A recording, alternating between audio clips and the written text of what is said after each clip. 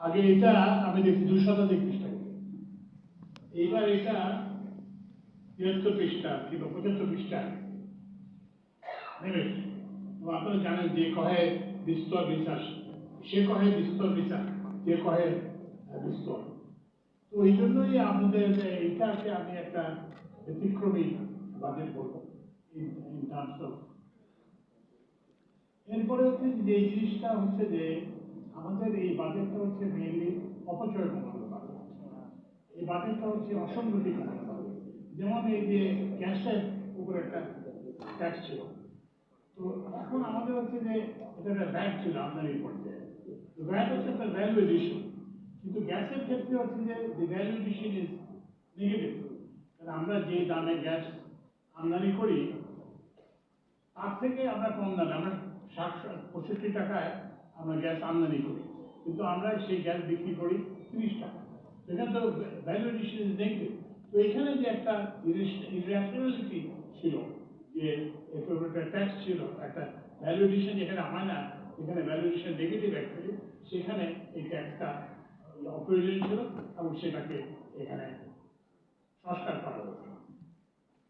আর মূল্যস্ফীতির ব্যাপারে আমি গভর্নমেন্টের সঙ্গে আরেকটা জিনিস, আরেকটা ব্যাপার জোগাড় করতে চাই।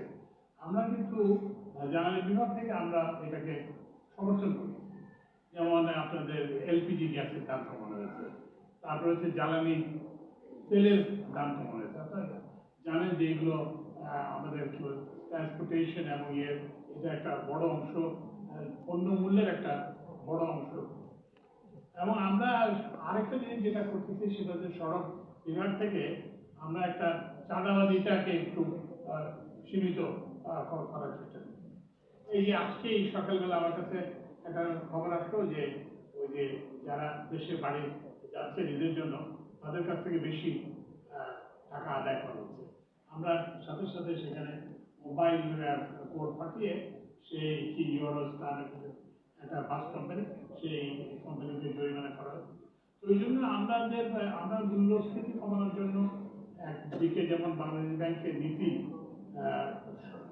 চলছে, এছাড়াও আমরা জ্বালানি বিভাগ থেকে জ্বালানির মূল্য কমিয়ে এটাকে সহযোগিতা দেওয়ার চেষ্টা করতেছি।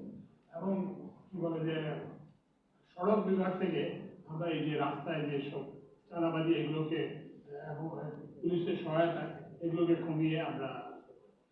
এখন আগের থেকে এখনকার একটা মৌলিক পার্থক্য হচ্ছে যে আমরা এখন সরকার হিসেবে কাজ করি। এখন স্যার অর্থ বিভাগে আছেন, কিংবা স্যার পরিকল্পনা বিভাগে আছেন, কিংবা আমি জ্বালানি এবং অন্যান্য এর দায়িত্ব আছি, এবং গভর্নর সাহেব বাংলাদেশ ব্যাংকের। আমরা কিন্তু এখন উই ওয়ার্ক ইন ইউনিসন, আমরা একসঙ্গে কাজ করি।